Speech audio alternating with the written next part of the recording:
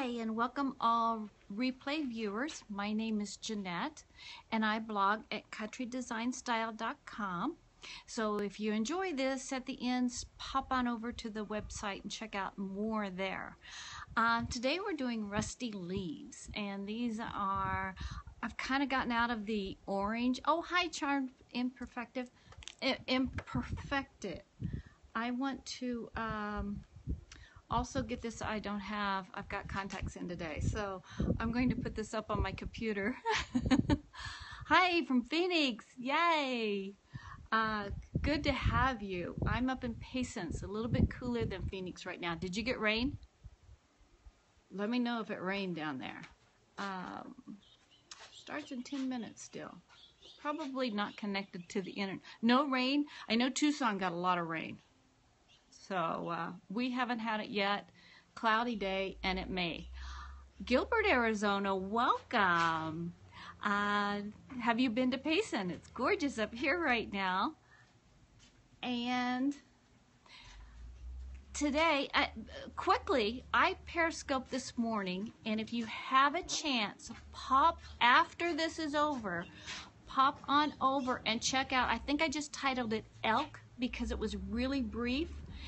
And I didn't have a lot of time because we had a huge bull elk in the backyard, and yes, he did bugle a couple of times.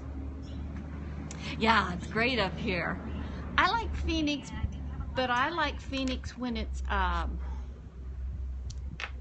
little cooler. In fact, that's why we moved up to Payson, because the heat just kept getting to me and I just couldn't do it. So I'm on the front porch right now. Oh, thank you so much. Oh, thanks about the, I got to tell you real quick. Someone else had brought this up one time and I forgot to tell them what. I made this necklace and I made it, can you guess? It was actually made from a spindle. And a spindle, just like what's in any chair, you know, the ones that are curvy. I just took the spindle, chopped it all up, cleaned it all up, because it was really off of really worn out chair, and cleaned it all up. And so now I've got these little spindle beads, and I just kind of put them on a little chain and put little beads in between so they lay nice. This one I just kind of roughed up and left brown. I've done some other ones for friends that are kind of blues and greens, kind of beachy, so they're kind of fun. So thank you. I'm glad you like my necklace. And oh, I've got it up on the computer, but it looks like my...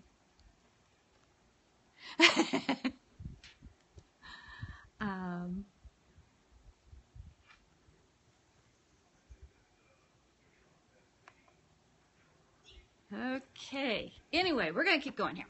Okay. So today I'm going to do fall leaves.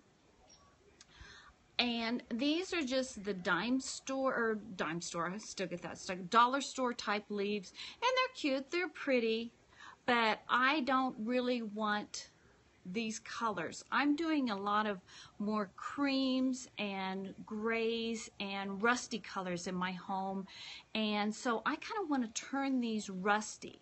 So I do have a way to do it. It does take going to a craft store, and you will need to get a iron paint. This is actually Modern Masters, and it's I wish I could see that. I may have to wear glasses. Sorry, guys. Okay, anyway, this is from Modern Masters. It's an iron paint.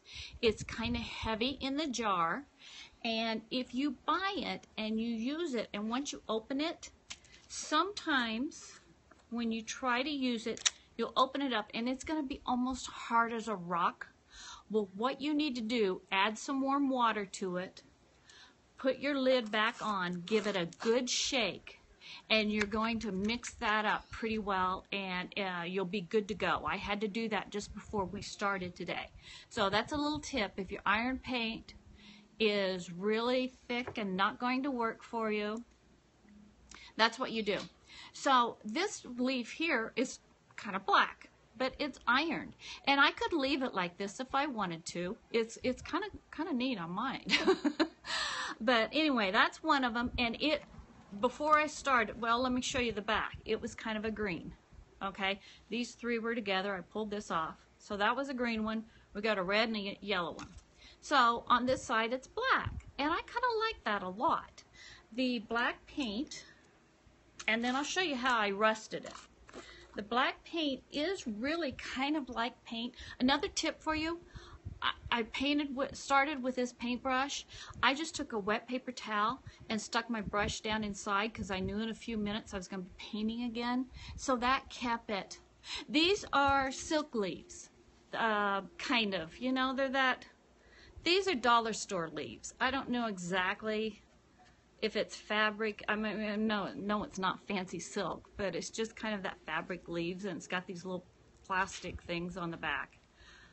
So that's all these are, just dollar store stuff.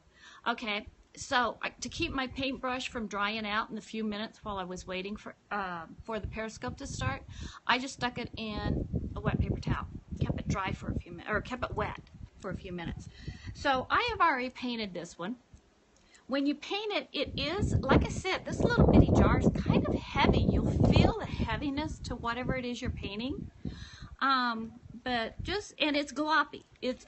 I don't know if you can see in there, it's dark, but it's kind of gloppy. I just put the paint and that hot water to kind of help break it up. And this was hard as a rock. It really was.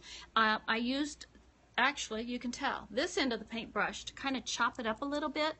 And I just stuck it in there and chopped up with that hot water, put the lid on, and shook it really good so that you get kind of a good mix. Now I'm going to paint. I hope you can see this. I'm out, like I said, I'm out on the porch. But it just paints just like any other kind of paint. You see what I'm doing there? It's just kind of iron paint. It's kind of got a little bit of a texture to it, kind of like the chalky paint that we use so much. So it's something like that. It doesn't take long to dry. I did this other leaf here in about, I think I got part of my leaf folded over. There it is. I did the other one about 15 minutes ago, so it doesn't take very long to dry. And that's what I've got. So now it's kind of cool and, you know, just iron-like. So it's kind of an iron-like leaf. Now, does this get really stiff? No. It's still got pretty pliable. Okay, so we're not kind of, you know, I wish we could. Don't you wish we could just paint something like this and then turn it into like where it was really stiff and stuck and cast iron? That would be so cool. I would like that. Something for somebody else to figure out that for us, right? Okay, now I'm going to put the lid on this. Now, if I want to rust this iron, okay, I could stop there, but I want it to be rusty since it's fall. You need Modern Masters, and this is the rust activator, and so this works instantly to start the rust process. And this works, iron paint, I mean, this is on fabric. I've used this on wood to make my wood look like rust. I have it in our bedroom, on our bedroom post. I've got some finials on the end, and it looks like they're rusty, but they're really not. They're just little wooden finials.